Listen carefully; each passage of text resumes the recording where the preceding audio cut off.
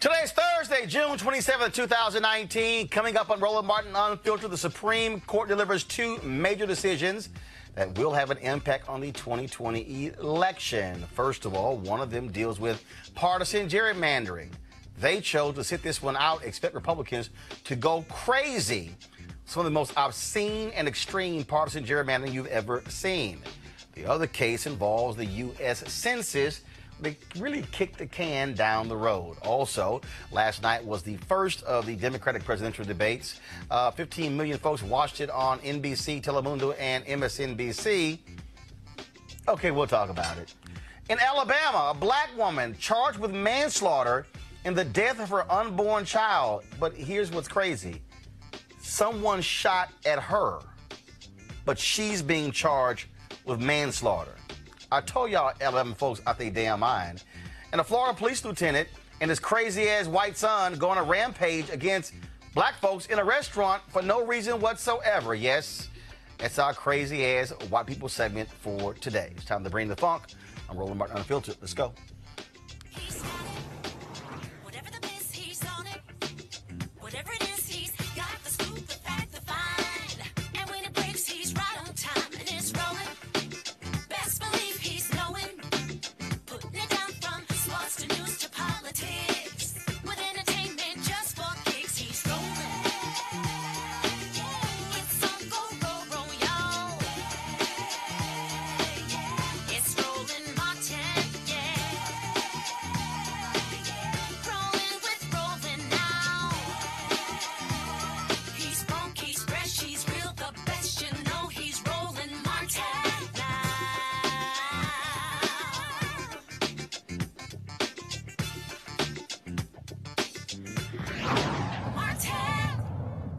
The conservative Supreme Court 5-4 decision today that political partisan gerrymandering cases are outside the purview of federal courts. A major blow for those who try to challenge in court politically drawn district maps that are believed to be unconstitutional.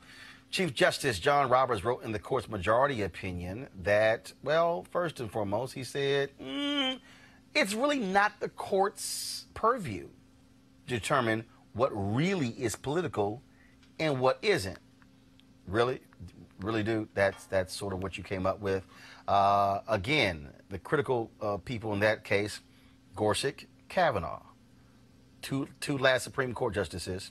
It was Kennedy, of course, who was there before Kavanaugh, who said he might find a way to rule that partisan gerrymandering, but of course, he's no longer on the court. The question now is, what happens next? Now, there are two other gerrymandering cases that will go before the Supreme Court. Clearly, based upon this ruling, they will likely say, we don't see it in that case. And just so you can understand how deep this is, show this graphic, please, folks, that we have here. To understand this, this was after, you have the graphic ready? It was after the 2020 election. Just so you understand, partisan control over 2020's congressional redistricting. Okay, you see blue, Democrats, all right? That's 11%. That's their share of districts, okay? Republican, 40%. What is the key in this map? I want y'all to leave it up. The key is where most black people live. It's the South. Florida, Mississippi, Alabama, Louisiana, Georgia, North Carolina, all of those places where Republicans control the legislature, and that's the key. Now, just so you can understand why this is really a major issue. So if Republicans are controlling the legislature, they're controlling the drawing of districts. If they are controlling the drawing of districts, then they can make it harder for them to lose. Understand the games they're even using. In Wisconsin, they use a computer algorithm to literally create congressional districts that would guarantee their victory. New York Times did a story that said if Democrats received 55% of all votes statewide in Wisconsin, they would still be in the minority when it came to the seats. In the North Carolina case, and here's the deal, 13 congressional districts. 10 were drawn Republican. 3 were drawn Democrat. One of the Republicans who was asked, how did you arrive at 10 for the Republicans and 3 for the Democrats? He literally said, we couldn't figure out how to give them less than 3. What the Supreme Court has essentially said is if you're in control of the legislature, you can do whatever you want and draw these districts any way you want to draw them. Joining us right now is Ashley Allison, Executive Vice President of Campaigns and Programs for the Leadership Conference Education Fund. And, of course, also our panel here, we have Greg Carr, of course, Department of Afro-American Studies, the Chair of the Department of Afro-American Studies, Howard University, and Lauren Victoria Burke, of course, with NNPA. I want to start with you.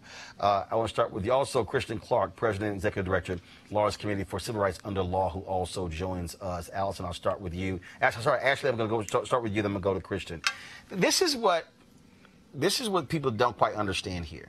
Republicans have always understood, since Brown versus Board of Education, since the various Civil Rights Acts of the 60s, that they have to control the courts.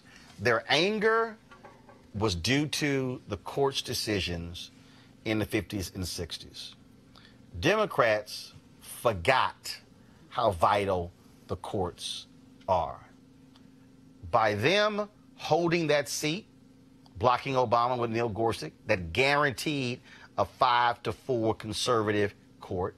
Then you bring in Kavanaugh, that solidifies it, younger opinion.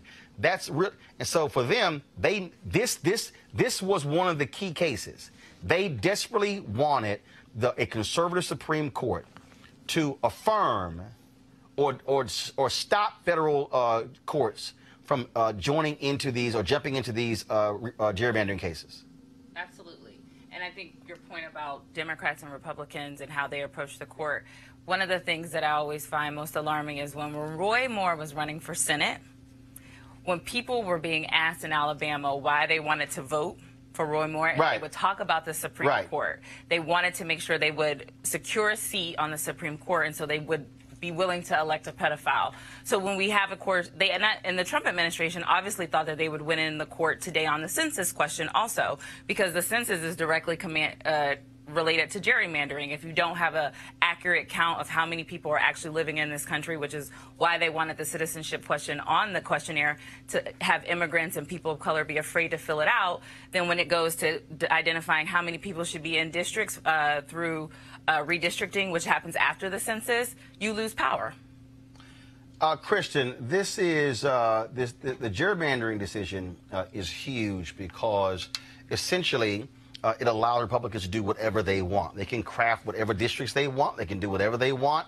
And now what it does is the only place where you can stop them, basically what the Supreme Court is saying, is the state Supreme Courts. Well, a lot of those are elected, and so therefore, if you've got Republicans who are drawing the lines, who control the statewide, that's the case you have. Luckily, in North Carolina, Democrats now control the state Supreme Court, but the Republican legislature there, they desperately tried to literally strip the state Supreme Court of most of their powers and give it to a lower court where Republicans hold a majority.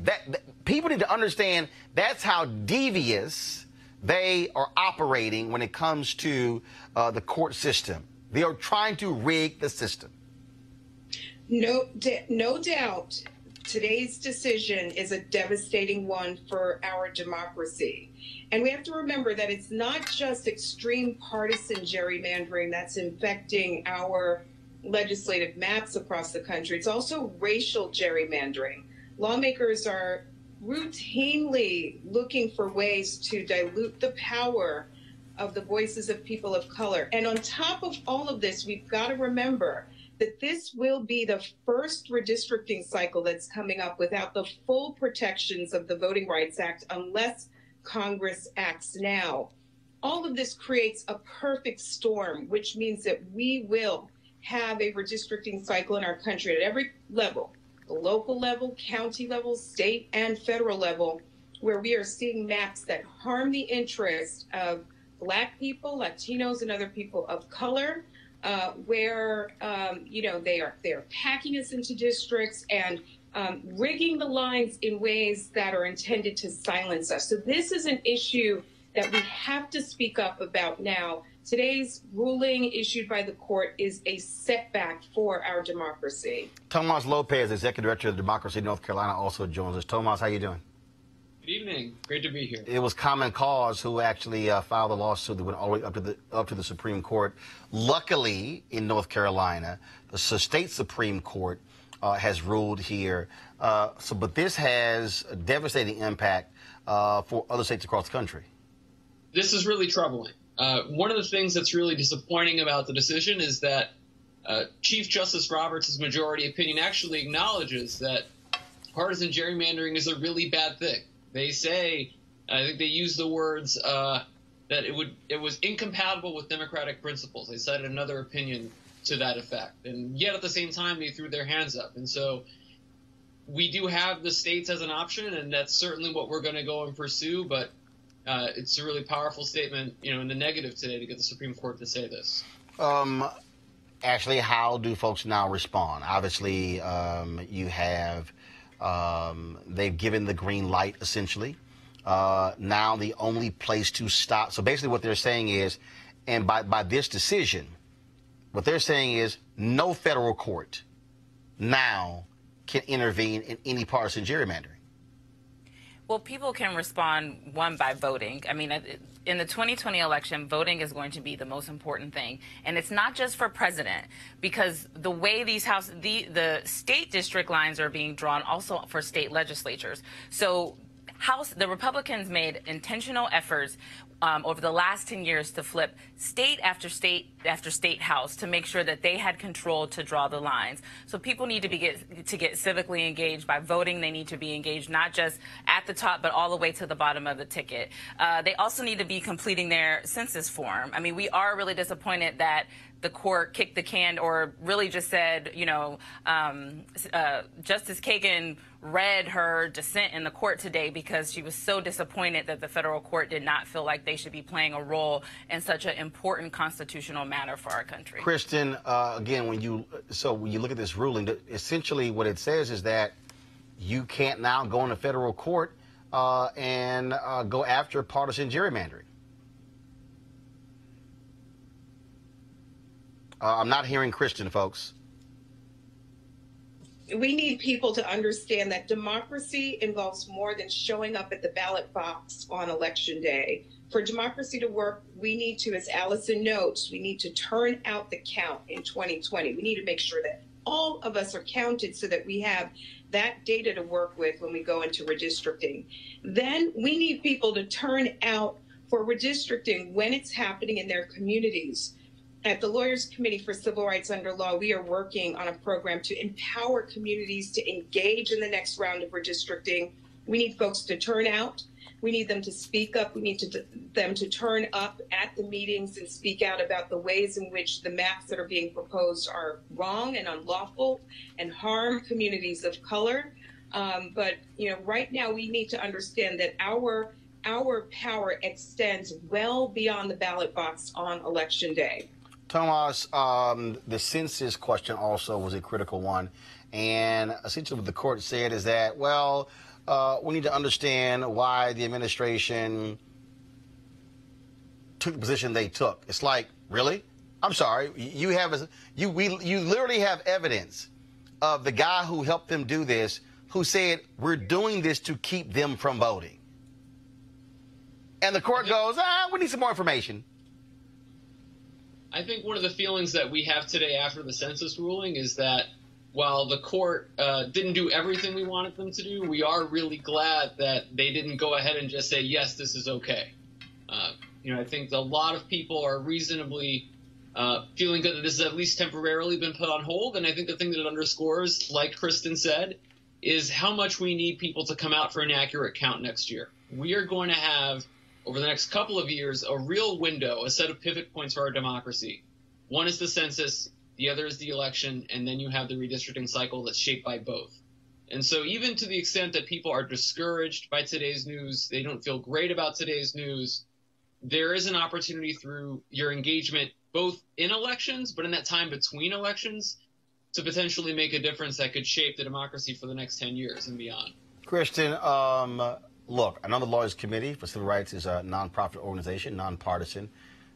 But the thing is, when people need to understand, and I would dare say those who do not want to support Republicans need to understand that the right makes the federal bench a major campaign issue. Them blocking Obama appointing 100 judges. Trump is now appointed, 143 judges, nearly all of them white, most of them white males, nearly all of them very young because they want them to be there the next 30, 40, 50, potentially 60 years. And so if you care about and see every issue that people say they care about, criminal justice reform, death penalty cases, climate change, mass incarceration, I can go down the line, every single one of those issues has a judicial piece tied to it. It's true. It's true. He's up to 123 appointments at this stage, and you're exactly right. Most of these judges are white, overwhelmingly male, extremely radical, far outside the mainstream, and and they're keeping their foot on the gas. And McConnell is fully complicit in this scheme. I think that right now there are four things we need to be talking about when it comes to democracy. We need a fair vote. We need to put an end to voter suppression and make sure that every voice can be heard in our elections. 2, we need a fair count in the upcoming decennial census. We need everyone to understand. We need churches to mobilize. We need the barbershops. We need the hair salons, really getting communities of color to understand that they have to raise their hand and be counted in this upcoming census. 3, we need fair maps. We need to make sure that we turn out for this upcoming redistricting cycle and push back when lawmakers try to rig the maps in ways that silence us. And finally, we need fair courts. We need to understand it's not just the Supreme Court, that federal courts are putting in place precedents that shape our lives. These judges are literally making decisions that can be life and death for us when you talk about issues like the death penalty. Unless we speak up and bring pressure to bear, we will not get our democracy back on track. Tomas Lopez, final comment. The big picture here is that our courts are critical, but enduring change relies on people, and it relies on people taking part in the political process, and all of us working to ensure that the process in which they're taking part, and that their participation is actually meaningful. Ashley, final comment. Don't be disappeared. Be counted in the census. Go vote. Make your voice heard. It's all connected. Don't let Trump win. Ashley, Tomas, Kristen, we appreciate it. Thanks a lot. Thank you. We come back. We'll talk about this with our panel next, right here, Roland Martin Unfiltered. Back in a moment. You want to check out Roland Martin Unfiltered? YouTube.com/Roland S. Martin. And subscribe to our YouTube channel. There's only one daily digital show out here that keeps it black and keep it real. It's Roland Martin Unfiltered. See that name right there? Roland Martin Unfiltered. Like, share, and subscribe to our YouTube channel. That's YouTube.com/Roland S. Martin. And don't forget to turn on your notifications so when we go live, you'll know it. If you want to support Roland Martin Unfiltered, be sure to join our Bring the Funk fan club. Every dollar that you give to us supports our daily digital show. There's only one daily digital show out here that keeps it black and keep it real. As Roland Martin Unfiltered. Support the Roland Martin Unfiltered daily digital show by going to RolandMartinUnfiltered.com. Our goal is to get 20,000 of our fans contributing $50 each for the whole year. You can make this possible. RolandMartinUnfiltered.com. All right, folks, our Unfiltered panel, Quadrico's Driscoll, adjunct professor at the George Washington University, Lauren Victoria Burke, NNPA, Dr. Greg Carr, chair, Department of Afro-American Studies, Howard University. Greg, here's what's interesting. So I'm sitting here, I'm looking in YouTube, and I'm looking at our message board, and I got all these people here going, see, this court decision is why we need H.R. 40, why we need reparations. Okay, to all y'all who keep saying that, let me try my best to explain to you why you don't understand a damn thing about civics. Whatever, if Congress even went there, is going to get challenged, which means it's going to go through the court system. Which means that if the court system is filled with another 100 or 200 Trump appointees, you do know what that means, what their positions are likely going to be. So to act as if this makes no sense, you're not understanding politics. I just told you that the Supreme Court has said that the federal courts have no role in determining partisan gerrymandering. Okay, oh foolish ones. What that means is, if you want to now deal with partisan gerrymandering, you must now deal with state Supreme Courts. So, when you say H.R. 40, what the hell does the H.R. stand for, Lauren? House Resolution. Do you know what the House is? The U.S. House. The U.S. House. So that means if you want reparations in Georgia and you want to deal with gerrymandering, Congress has nothing to do with it. Your Georgia Supreme Court is the only one now that could rule partisan gerrymandering as being unconstitutional. That's right. As being illegal. That's right. Against the state constitution. That's right. If you're in North Carolina or Mississippi or Alabama or Tennessee or Georgia, if you're in North Carolina, if you're in South Carolina, if you're in Florida, if you're in Texas, if you're in Arkansas, the federal courts are no longer the place to go to deal with gerrymandering. That's right.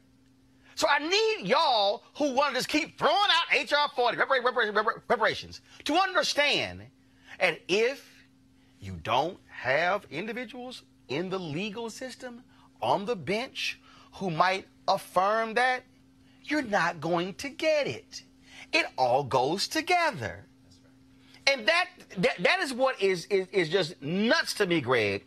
While we got these, in the words of my man Denzel in American Gangster, okay, and I'm going to say it, is these Simple Simon motherfuckers Simple Simon. Who don't understand basic civics and how H.R. 40 ain't got jack to do with what happens in your state when it comes down to gerrymandering. No, sir. Well, they don't teach civics in the high schools anymore, brother. So, you know, they're not alone. They're not alone. Our people suffer for a lack of knowledge. Every time I cringe when I hear any of our brethren or sisters talk about our democracy. We've never had a democracy. I'm encouraged by today's rulings, quite frankly. John Roberts, who has always been a joke of sorts, is trying desperately to hold on to the threadbare legitimacy of the federal bench in the Supreme Court. That's why he postponed the census question until they have an issue that is justicable. Because, see, what they didn't have before them today was the right case. Exactly. And that case is now going to work its way through the courts. Right. The census issue involved Title III standing. I think about the Title III briefs of Amari Obadelli from the Republic of New Africa. He and his brother, Gaidi Obadelli, that talked about the fact that African people in this country were never asked whether or not we wanted to be citizens or not between the 13th and 14th Amendment. It may seem a little out there, but what you're speaking to, Roland, is something that Minister Farrakhan addressed on Saturday night. We were all together at the National Coalition of Blacks for Reparations in America, the NCOBRA conference in Detroit. And he said, you know, they stole an election from the sister in Georgia. And they stole one from the brother in Florida, of course, talking about Stacey Abrams, talking about Andrew Gillum. But he said, we can control some of these states. And if we control some of these states, we've got enough great lawyers who can be judges in these states. And so when you're talking about what essentially Samuel Alito lost his mind because he couldn't figure out a way to get at the Pennsylvania Supreme Court when they knocked that precisely out, you know, but because the states are not the federal government. I'm encouraged today for this reason.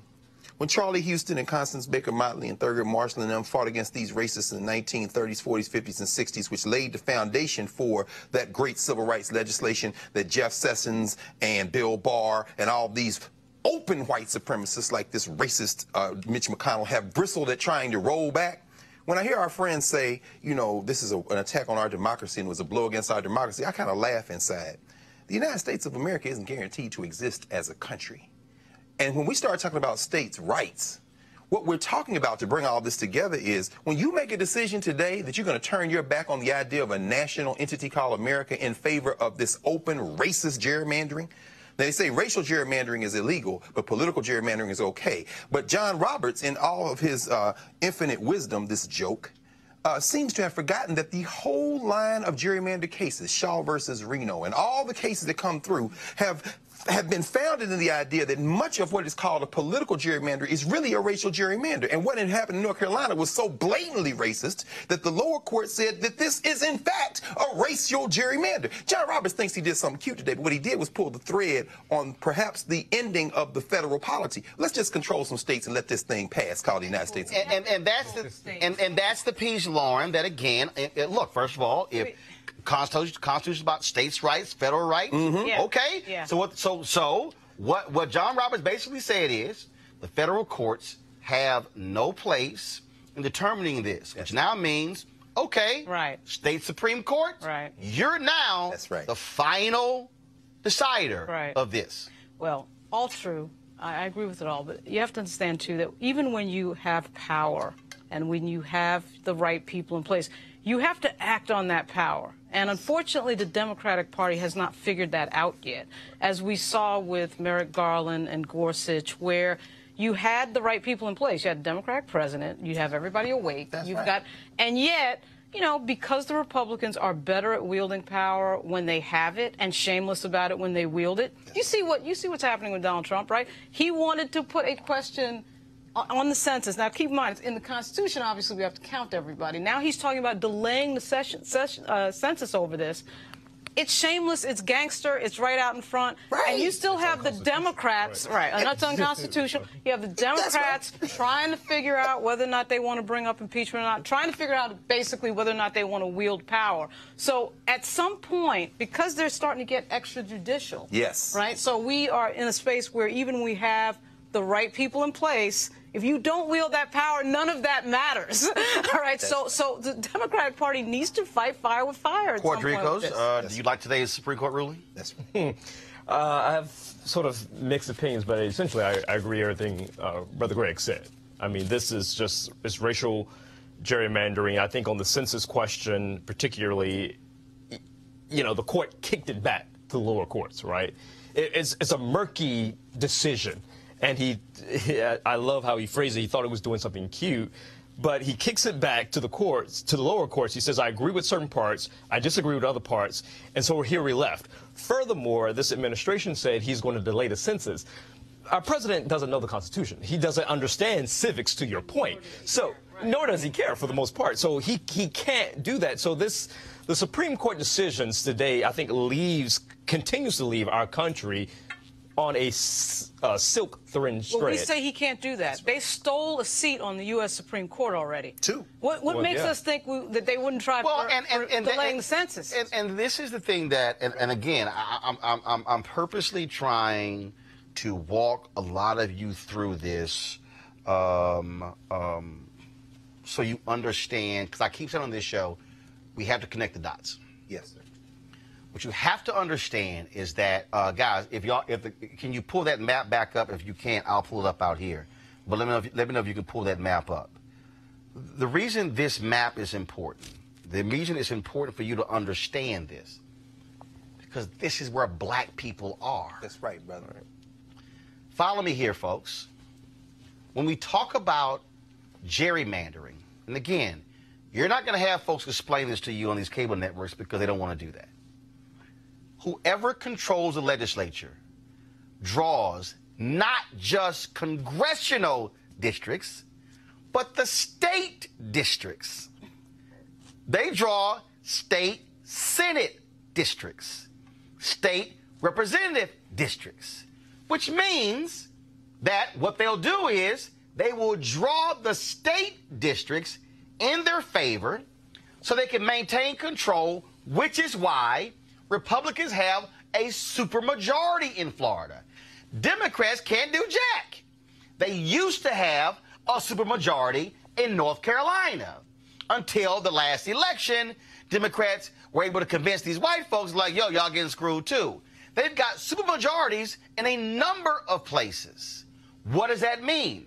That means they can pass whatever they want. Democrats can't do jack. They can yell, scream, do whatever. So the gerrymandering thing, folks, ain't about Congress. It's really about the state seats. So if you were able to draw competitive state seats, you're likely not to see whether they are red or blue, Democrat or Republican.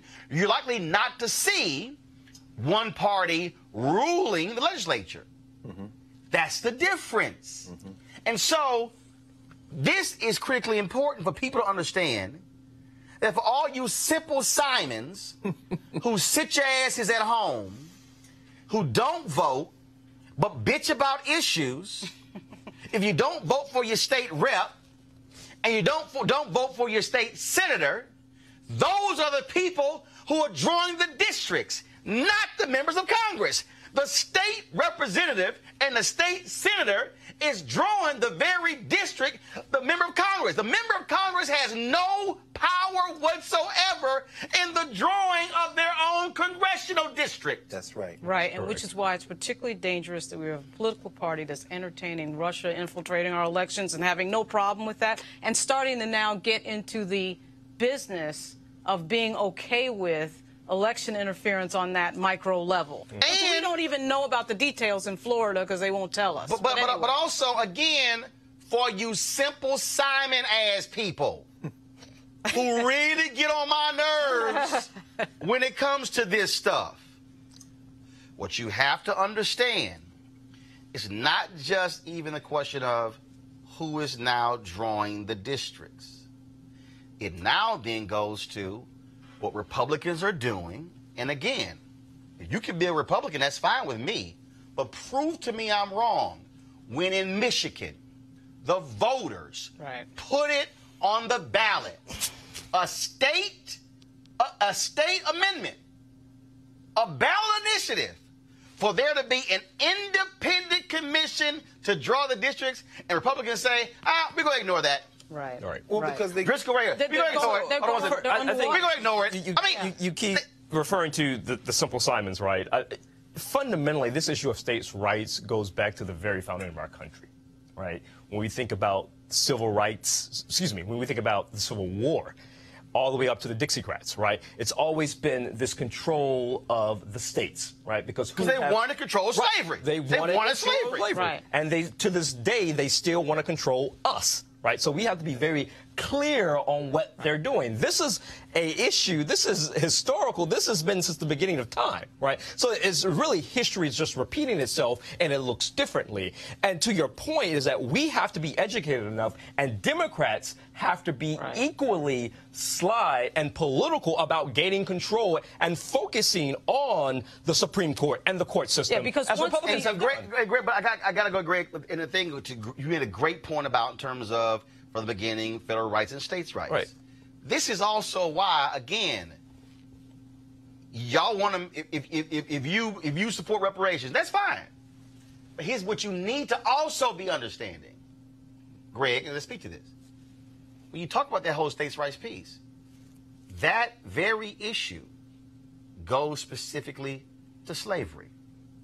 What that was about was we are not going to let the federal folks tell us what to do. Right. Mm-hmm. All right. Now, let's go forward. That's right. Dred Scott decision, that was Supreme Court. Mm-hmm. Absolutely. You go forward to the Civil Rights Act of 1875, the Supreme Court, 8-1 decision, invalidates that. That's right.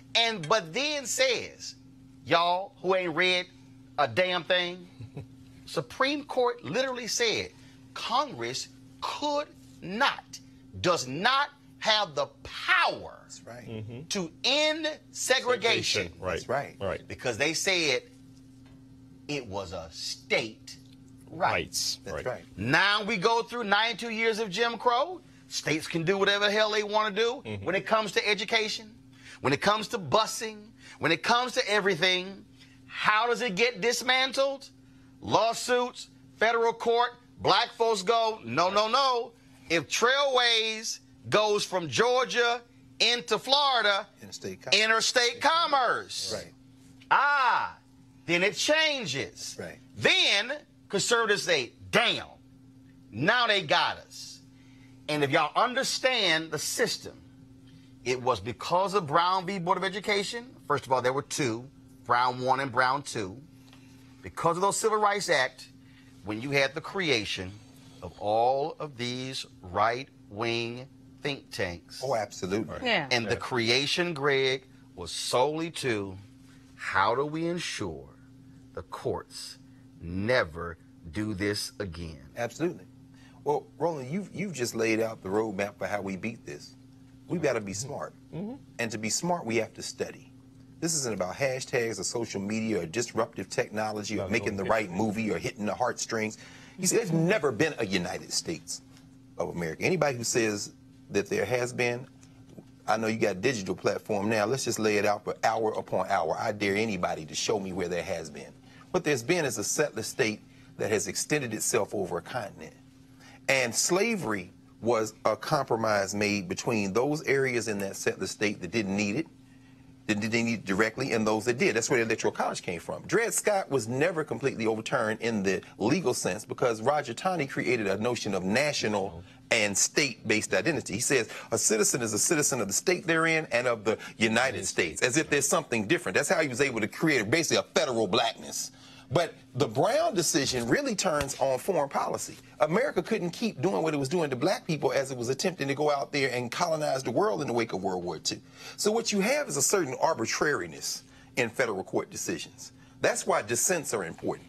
Just like they talked about Justice Harlan's dissent in Plessy in the Brown case, the dissents that we see today, the one that Kagan read from the bench, for example, if the politics changes, that will become the majority, that will become law. And that's why we have to understand that we're looking at the legal universe, the American legal universe, as if it's mathematics. It's not math.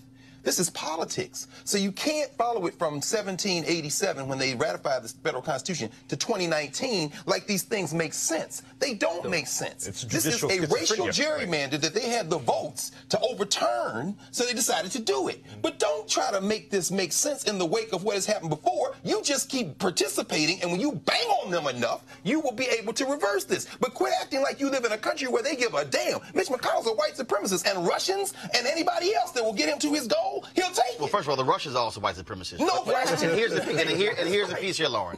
When you talk about fighting, now, and I'm reading some of y'all comments. Y'all like, oh, Roland's trying to get us to vote Democrat. No, I'm trying to get you to vote common damn sense. When did you say that? Please, Roland. Right. I'm trying to get you to vote issues. This is very simple. Come on. This is real simple for me. This is real simple.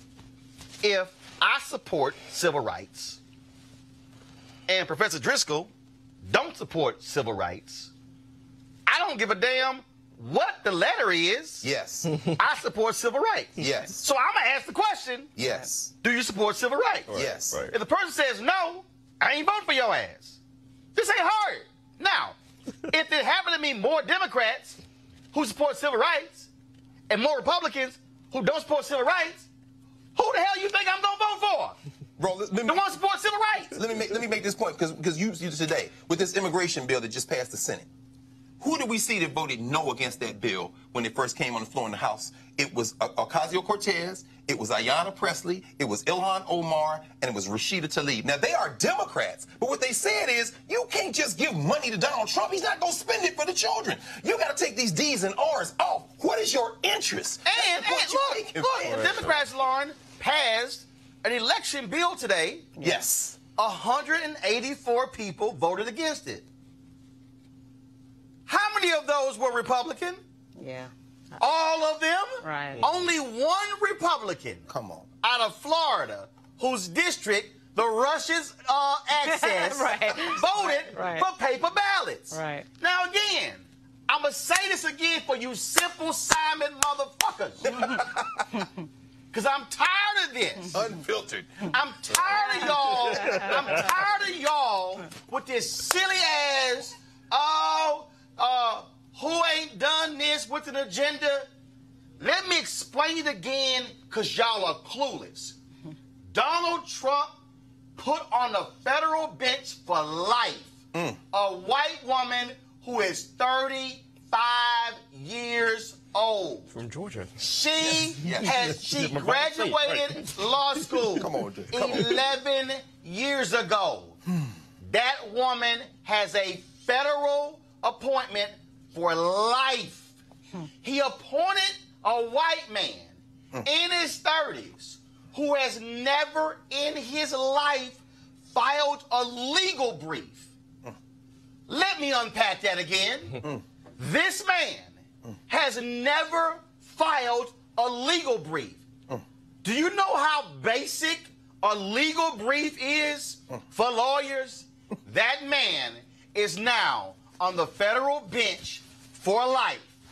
So if y'all Simple Simons really want to sit here and play around with Donald Trump potentially being here for 4 more years, let me unpack it one last time before I go to Lauren.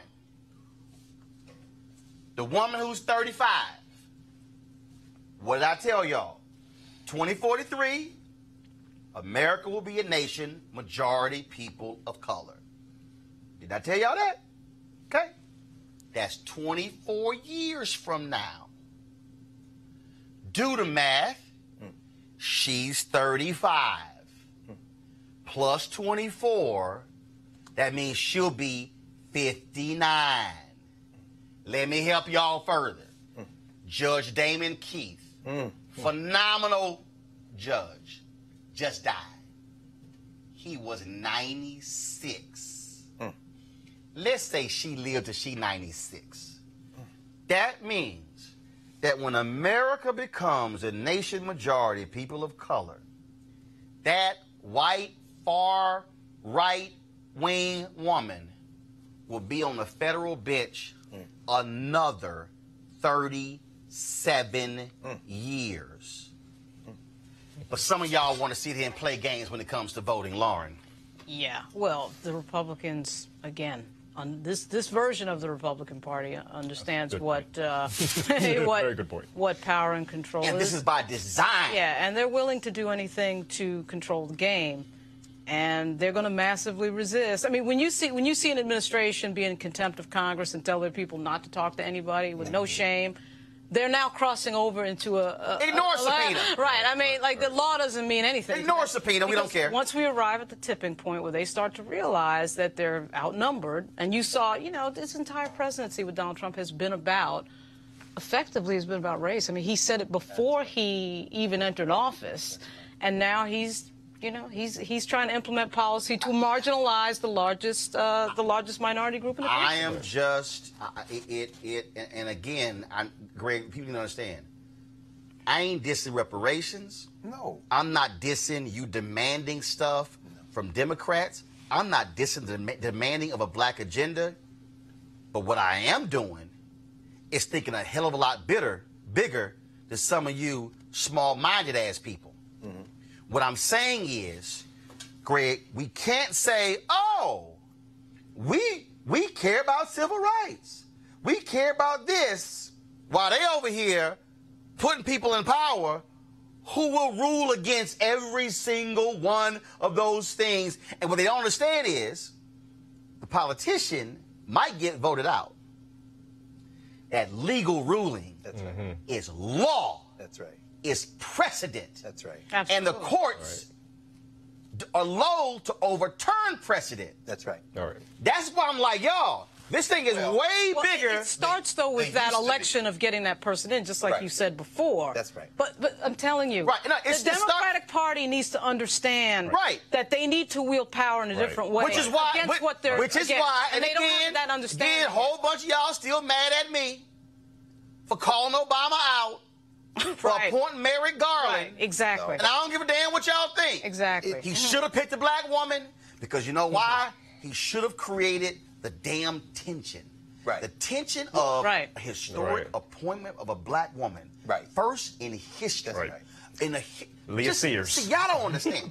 In the history of America, this is what Merrick Garland. 109 people served on the Supreme Court. 104 were white men. Had Obama picked a sister, in my estimation, I agree. Right. Absolutely. Professor Driscoll, my estimation, the tension would have been old white men not even meeting with We this would have sister. seen, 1992 over again. That would have been, you would have had months of what the hell are y'all doing? And the reveal was he was trying to accommodate Mitch McConnell and Orrin Hatch. and it didn't work. And the rest of the Republican senators. And said, this isn't good enough. And I believe it would have further pissed off sisters. Sure. Right. It would have pissed off black men. Right. It would have pissed off women. Yep. And you would have had Brown people. this energy. contention. Right. Like, Yes. how y'all not even going to interview the first black woman appointed? Right. I believe that would have played a huge role in November. It was his last term. And God sent you manna from heaven. Right. When the Lord, and I'm invoking the Lord, the Lord said, President Obama, Paul Ryan's sister-in-law, come on, is a black woman. All right. Who you already appoint to the federal bench. right. Yo, do you understand how perfect Right. the sister-in-law to the Republican Speaker of the House could have been appointed to the Supreme Court, and he would have had to go, do I say my sister-in-law, who's already a federal judge, shouldn't get a meeting? It was it. No, he picked the old white guy. Go ahead. I'm sorry. Because Barack Obama believes in America. Didn't want to play hardball. But that's not his character. Exactly. You see, and that's one of the reasons why I am encouraged about this political time. Well, I'm saying that, you know, since there has never really been an American concept, these Negroes who think that somehow they can appeal to somebody's conscience or sense of national interest. And Barack Obama, it wasn't his character. It's not his temperament. He can't ball his fist up. And so he did what his temperament led him to believe he should do. And he didn't miscalculate on who Mitch McConnell and them were. He's willing to risk it all, which in this case includes us as hostages in his worldview. Right. But let's be very clear about this, because a lot of people talking about reparations. Now, I'm glad we're talking about it, but they don't understand the history of reparations. They don't even understand the political strategies of reparations. One of the reasons why the 5-state articulation was made by Mario Deli, the Republic of New African People's Organization, was that reparations isn't about asking somebody for anything. Reparations is about, out of a position of strength, making a demand. Now, once you have political control over some states, Mississippi, Alabama, almost majority people of African descent now in Mississippi. If you seize political control, and mind you, these are Gulf Coast states. They got ports in Mobile, New Orleans. Once you do that, reparations becomes feasible in part because the federal government gonna have to make a decision. Do you want these people to exercise control over their lives locally? And let me just say this very quickly. As long as Alabama, I know the story, you know this sister who got shot and then her baby died, they're going to charge her. Alabama wants to be a Jim Crow state? Yes. Y'all stop playing football for the University of Alabama and watch how fast they start changing these laws. We have to now become... There are other SEC schools to go to. That is exactly right. We have to now be smart. And Barack Obama, God bless him, as brilliant as he was, as his terms of his capability, his lack of courage, and yes, the man did not have a lack of courage. Man had a lack of courage. His lack of courage cost black people in this country. So we have to hold him to account for what he did. That was just not only a missed opportunity, but that opportunity is going to come back around again. And we got to stop acting like, oh, this was a tragedy. Stop all that victim language and seize political control of your life. Y'all, this is about power. Hold on 1 second. This is about power. Last night, of course, the first 10 Democrats had their debate. And here's a roundup of what they talked about last night. I'm with Bernie on Medicare for All, and let me tell you why. I spent a big chunk of my life studying why families go broke. And one of the #1 reasons is the cost of health care, medical bills. And that's not just for people who don't have insurance. It's for people who have insurance. Look at the business model of an insurance company. It's to bring in as many dollars as they can in premiums and to pay out as few dollars as possible for your health care. That leaves families with rising premiums, rising co-pays, and fighting with insurance companies to try to get the health care that their doctors say that they and their children need. Medicare for All solves that problem. And I understand. There are a lot of politicians who say, oh, it's just not possible, we just can't do it, have a lot of political reasons for this. What they're really telling you is they just won't fight for it. Well, health care is a basic human right, and I will fight for basic human rights. I'm going to use 20 of my seconds just to say there's one thing we don't all agree with when it comes to guns, and I think it's common sense, and over 70% of Americans agree with me. If you need a license to drive a car, you should need a license to buy and own a firearm. And not everybody in this field agrees with that, but in states like Connecticut that did that, they saw 40% drops in gun violence and 15% drops in suicides. We need to start having bold agendas on guns. When it comes to the Supreme Court, very clearly, I agree with my friend, Secretary Castro, we are going to get to 50 votes in the Senate. This is a team sport. Whoever is our nominee needs to campaign in places like South Carolina because we can elect Jamie Harrison. They need to campaign in places like Iowa because we can win a Senate seat there.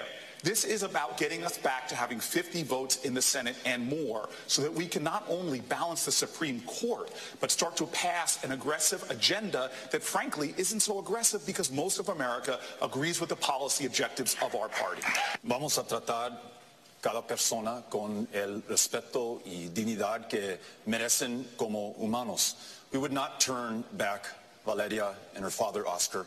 We would accept them into this country and follow our own asylum laws. We would not build walls. We would not put kids in cages. In fact, we would spare no expense to reunite the families that have been separated already. And we would not criminally prosecute any family who is fleeing violence and persecution. We would make sure... Secretary, let him finish, and I will give you... But let him finish, please.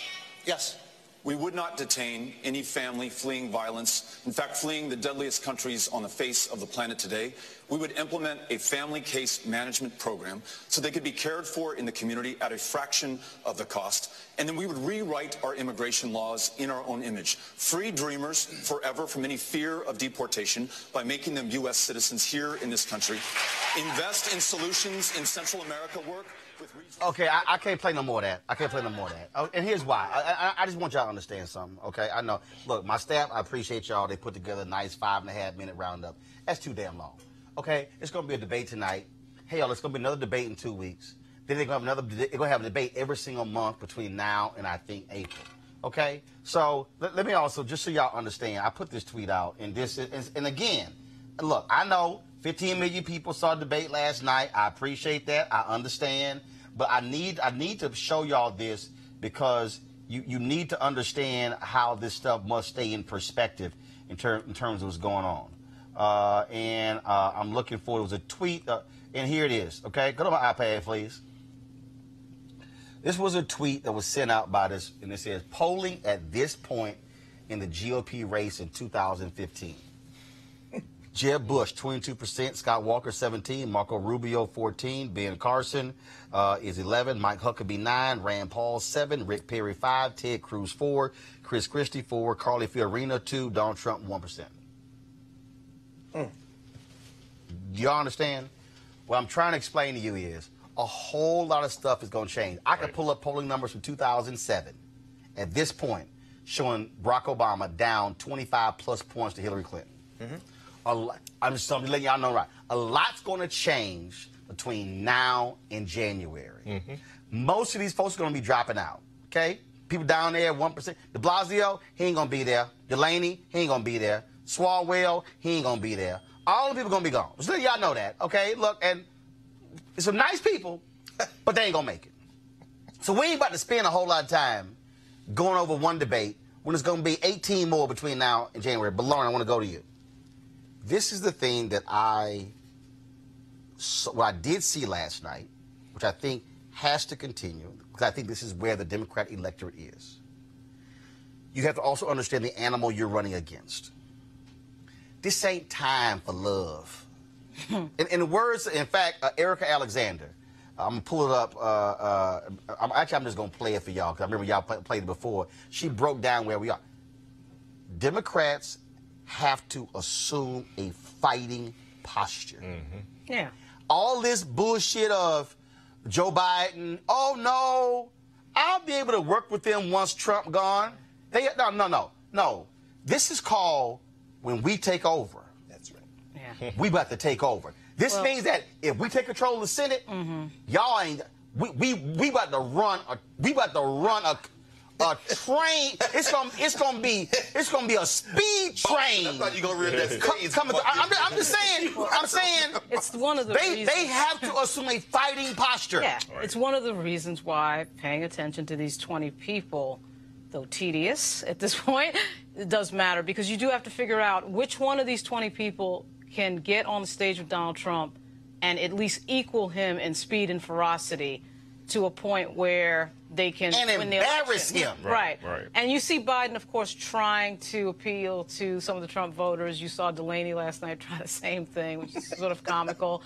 And of course, Ryan from Ohio. And to me, I'm just looking at the people who I think can take on Donald Trump, which actually ends up being Warren and de Blasio and people who can get out there and really match him. Because if Trump stays in that White House another 4 years, we got a huge, huge problem. Because first of all, he's going to be, y'all think this unfiltered. Greg, I want to go to you, and I'm going to go to Professor Driscoll. Here's the piece, Dr. Carr, that I think is critically important when you talk about fighting. It's not that I'm going to get in the gutter with Trump. But what it is I'm going to stand on the edge of that gutter and kick your ass in the head. No question. I ain't going to get down there. See, I think other Democrats go, I don't even just want to go. No, I want to, I'm like, all that. When they go low, I know Michelle Obama said when they go low, we go high.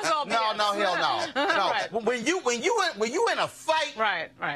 And if there's a tire iron sitting right here, you don't go, well, no, we should punch with our hands. No. I want to knock your ass out. Absolutely. I'm going to grab a tire iron, a 2x4. I'm going to grab a pipe, anything to end this fight. That's how Republicans play. Oh, no question. And Donald Trump is the worst kind of human being. He's deeply insecure. He's a racist. He's a sexist, which is why an Elizabeth Warren just gets under his skin in a visceral way. Right. Now, and what she did by leading out yesterday, although she kind of faded in hour 2 when she didn't jump in it as much, her opening statement almost folded in just about every note you want to hear. The non-white populations, the attacking the corporations. And she not only matches Trump, she exceeds him. Her mere presence offends him. He hates women.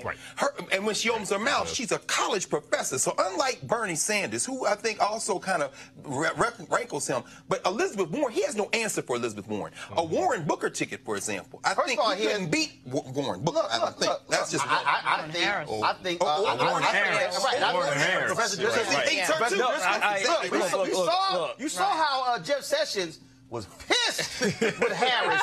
He was like, good point, black woman, ass on my ass. I mean, it goes back to your earlier point, right? Fundamentally, I think going up against a woman of color, that's true, would irritate Trump to no end. It's true. And I think Senator Harris could not only hold her own, she's articulate, she's smart, she knows the issues, she was a prosecutor, right? So she can obviously appeal to that middle America because she has maybe some issues in her background that she might have to clear a bit. I'm not sold on Kamala Harris. But I do fundamentally think that she could go up against Trump, and because that's what he's going to need. That's what he's going to need. But I think that, and this is the thing that also, Lauren, I heard Congressman Tim Ryan was Stephanie Rule on MSNBC today. Yeah. And look, Ryan's a nice guy. Yeah. I've talked to him many times. We've texted, we've talked. Yeah. And Ryan's telling her about our messages, motto, we need this, we need that. Yeah. And I'm like, but you ain't done it. Right. I've said to him directly, do it. Yeah. Like, what the hell you waiting on? Right. Do it. Right. And it's like, no, this whole deal, and I'm going, no. I think also what this thing requires, and I've said this directly to Senator Bernie Sanders, and Warren's doing it. Right. It's also going to require a Democratic candidate to go to white folks and say, you know y'all ass is broke. Yeah. Well, that's what it... Right. The RFK spirit. But see, the other thing, too, is it's going to require Obama-level turnout. So inherently, your top of ticket or bottom of ticket is going to probably be a person of color and, frankly, a black person. It fundamentally has to be a person of color. It's got to be energy, and it's got to overtake all the suppression. So the level of turnout's got to overtake the suppression issue. But also, you're going to have somebody out, and this is why Joe Biden, I think, is not going to be the nominee.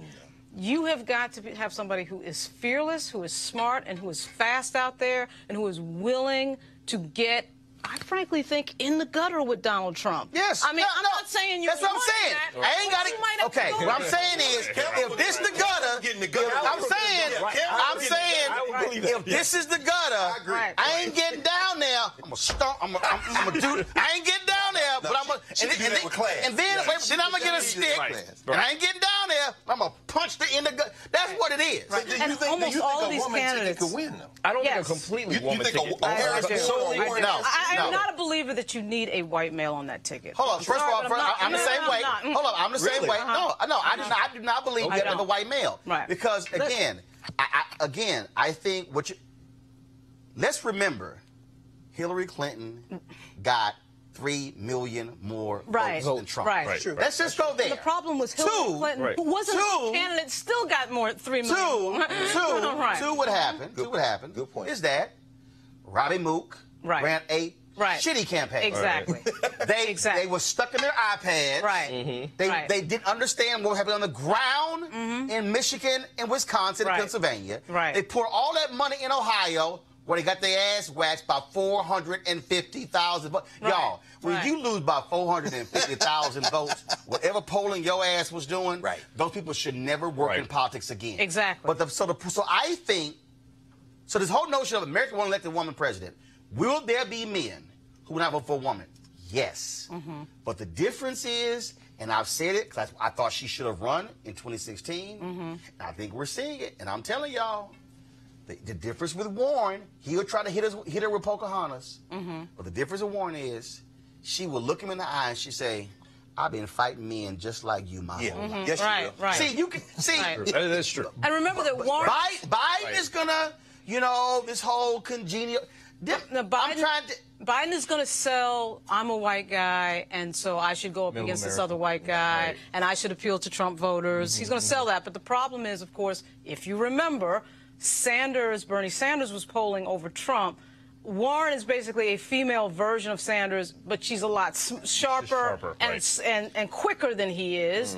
And I think, frankly, a little bit more of I think she's more incisive in her attacks and in her way of just sort of presenting during a debate. That I think Trump is going to have a problem with him. She was definitely smart, So tonight, we'll see what happens tonight. Of course, you're going to have Biden on stage, Sanders on stage, Senator Kamala Harris on stage. You're going to have Williamson and Yang on stage. All different people like that. But again, I just think where folks are now. This is really, and some of y'all, I'm seeing these comments. Y'all need to understand. I ain't playing. Y'all need to understand.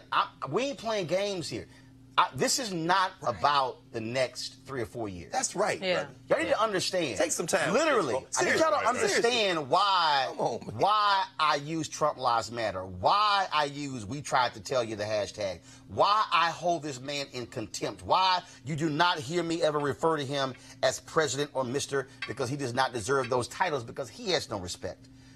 I'm trying to get y'all to understand that what we are dealing with literally, is the future of the country. Yep. Right. What we're dealing with ain't the next 4 years. No. It's literally the next 25 to 50. I will be 74 in the year 2043. Inshallah. You make it. Black men ain't guaranteed. I'm just letting y'all know. Right now, my dad is 72. Come on. I'll be 73.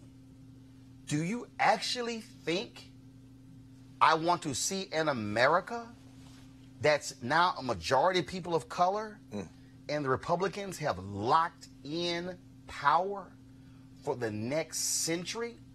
Again, this ain't about Republican, Democrat. This is about issues. This is about the planet. It's about power. This is about education. This is about civil rights. That's right. I can go down the whole line. Inslee made the point. This is about climate change. This is They're going to destroy the planet. Seriously. And folks are sitting here running around thinking like, oh, okay, I hear you, but this really ain't important. No. Roland, I'm not playing that game. If you live in Miami, if you live in New York City, and Little Haiti in Miami, for example, now they realize that's prime real estate because as the water rises, it's on high ground. Now you see them getting literally pushed out of their neighborhood because they need that property. What I'm saying is, so when these right-wingers sold out to these corporations, when you see them basically erasing regulations. They're going to make it so that if you don't have any money in this country, you're going to die. In New Orleans, you're not going to be alive. Do you understand? It's going to be underwater. I mean, please, I'm glad you're making this point, Roland. You got to keep hitting that. And Kamala Harris, if Kamala Harris and Elizabeth Warren on a ticket together could be. You're right. She'll get in the gutter, but Kamala ain't gonna get in the gutter and be nasty. She's gonna get in the gutter with shade. And you're right. There is a hatred there. But we're not playing for 4 years. You're absolutely right. We're playing for the future of basically human life in many ways. You gotta fight. And so here's the deal, y'all. I know we have some other stories. I'm gonna get to those tomorrow. But I'm gonna end the show. This was the interview that I did with Erica Alexander. Y'all remember her from Living Color. She's down on Black Lightning, and I did an interview with her along with Be Woke Vote. And I want y'all to listen to the end of what she said here, because this is really where I am, and this is where y'all need to be as well. You either going to help run it or they're going to run it for you. In order to get anything done in this world, we have to work with the system that's there. And you have to have the courage of your convictions. You may despise me, you may not understand my choice, but at least you can respect that I stood in it. If you're outside the mainstream, no one can push you aside any further. Life makes you jaded, and it hurts you, and it's painful. And we've had a lot of pain in this country. Trump can show up and say anything, and they can just go, oh, yeah. The African-American community was great to us. They didn't vote. You know, he just called you stupid. Did you hear that? But he's for us. Really? And they were just regurgitating the things that they had heard on a radio or in the barbershop or something somebody had told them. They hadn't thought about it. Democracy is in danger because people don't know how to think. I'm done with trying to convince people to try to vote for their, for their life. You have to run for your life. I'm gonna go try to get people who are open to it and lead them. I'm done with hope. Fuck hope. Fight.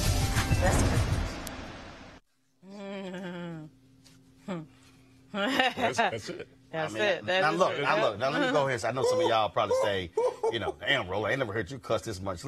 This actually happened. A number of years ago, Nightline, Ice-T was on Nightline with Ted Koppel and Dr. Alvin Toussaint. And so they sit on the show and they're talking about lyrics and stuff like that. And so Ted Koppel goes, Ice-T, what is it about, the language? And Ice-T says, Ted, y'all understand, if I could get this clip. Matter of fact, I'm gonna send an email to somebody at ABC. I need to get just this clip. Ice-T said, Ted, you need to understand something. He said, black people cuss for emphasis. He said, for instance, white people will say, Johnny, put down that knife. Black people, Johnny, put down that goddamn knife. He said, it creates a whole different tone. Ted Koppel goes, Dr. Toussaint, your thoughts on what Ice-T had to say? Alvin Toussaint, Harvard professor, all degrees, goes, well, Ted, Ice-T has a point. So sometimes when you hear Erica say, fuck hope, come on, fight. Come on. That's 3 words. There it is, brother. That 3 words right there sums it all up. Yeah. I'm just saying. All right, y'all. We'll watch the debate tonight. It'll be about 30 more of them, so we'll see what happens tonight. Here's the deal, y'all. Ain't no other place. No. There's no other place that's going to have the kind of realness with this conversation we had today. So this is what I need y'all to do. I'm just going to be straight up. We cannot do this without you. Okay? We cannot survive on advertising alone.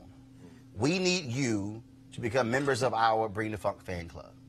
Your support makes this possible. Your support allows us to be free. I'm already planning. Once these candidates whittle down, we're going to have post-debate analysis. Y'all ain't got to watch all that nonsense where you don't see any black people except one person on CNN or MSNBC or Fox News.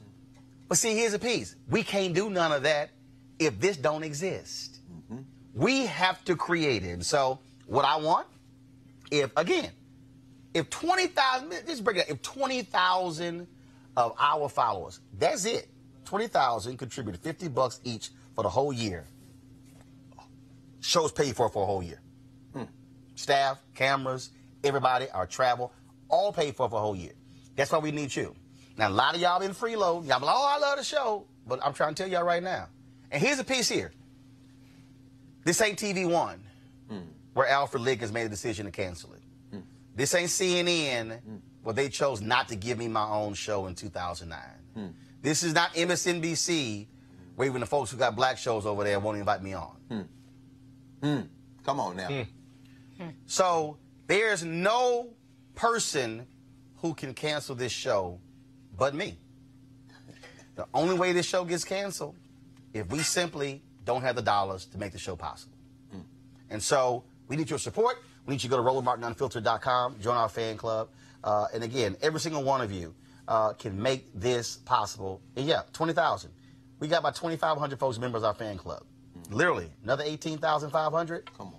Yo, we literally don't have to raise another advertising dollar. That means that we don't have to have, not a single company has to sponsor us, and this show will be paid for, and we will do 235 to 240 one-hour shows. That's every day.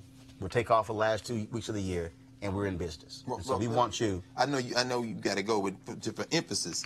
Just tonight, there's nobody's gonna cover the Supreme Court like you did. The connections you have, the people who are on Skype, you had the brother coming from North Carolina. There's nowhere showing that. 20,000 people, that's nothing, man. Let's just get this done. I mean, I'm a contributor. I need to go and contribute, and some more. I mean, an annual contributor, meaning that comes in every year. Let's do this. This is not that hard. And they're going to cry if it disappears, because this is the most crucial time for this now. Absolutely. Right. And so, folks, go to RolandMartinUnfiltered.com, join our Bring the Funk fan club, and we certainly appreciate it. And, of course, don't forget, you also get your code, discounts to books on the website, and then we'll soon have my pocket squares or other items on the site as well, items for sale. So all of that's right here, RolandMartinUnfiltered.com. All right? Make it happen. Folks, I got to go. I'll see y'all tomorrow. Holla!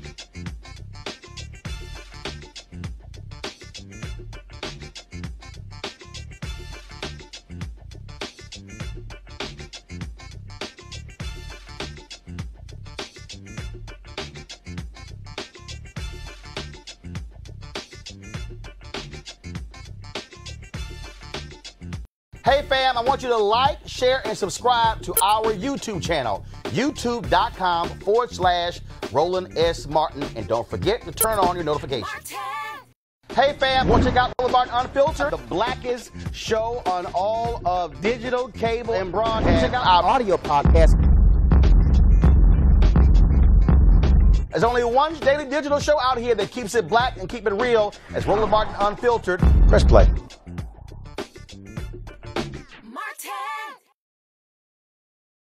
Hey everybody, this is Sherry Shepherd. You're watching Roland Martin Unfiltered, and while he's doing Unfiltered, I'm practicing the wobble.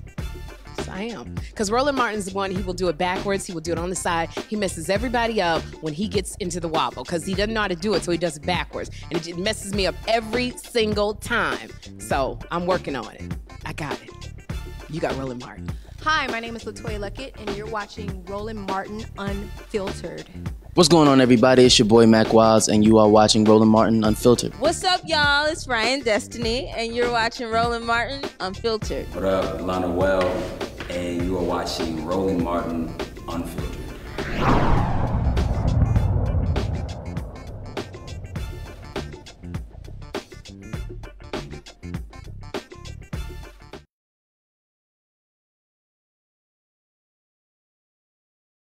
You want to check out Roland Martin Unfiltered? youtube.com/Roland S. Martin. And subscribe to our YouTube channel. There's only one daily digital show out here that keeps it black and keep it real. It's Roland Martin Unfiltered. See that name right there? Roland Martin Unfiltered. Like, share, and subscribe to our YouTube channel. That's youtube.com/Roland S. Martin. And don't forget to turn on your notifications so when we go live, you'll know it. You want to support Roland Martin Unfiltered? Be sure to join our Bring the Funk fan club. Every dollar that you give to us supports our daily digital show. There's only one daily digital show out here that keeps it black and keep it real as Roland Martin Unfiltered. Support the Roland Martin Unfiltered daily digital show by going to RolandMartinUnfiltered.com. Our goal is to get 20,000 of our fans contributing $50 each for the whole year. You can make this possible. RolandMartinUnfiltered.com.